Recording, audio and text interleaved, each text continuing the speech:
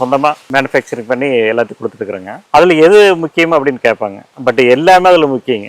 எதுவுமே குறையானது கிடையாது. பல்பொடி எடுத்தாலும் பல்லுக்கு சம்மந்தமானது சரி பண்ணும். மலர்பானம் எடுத்தாலும் ரத்த குழாய் சம்மந்தமானது சரி பண்ணும். ஏன்னா ரத்த குழாய் முக்கியங்க. அதே கடுக்காய் ஜூஸ் எடுத்தோம்னாலும் உணவு குழாய் முக்கியம்.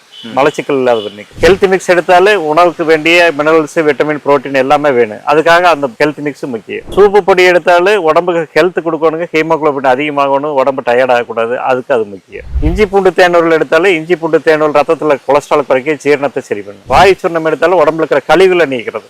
அதனால இதுல எது முக்கியத்துவம் இல்லாத பொருளுங்கிறது கிடையாது. உள்நோய்க்கு பார்த்தாங்க ஒவ்வொன்றுமே முக்கியத்துவம் வாய்ந்தது தான்.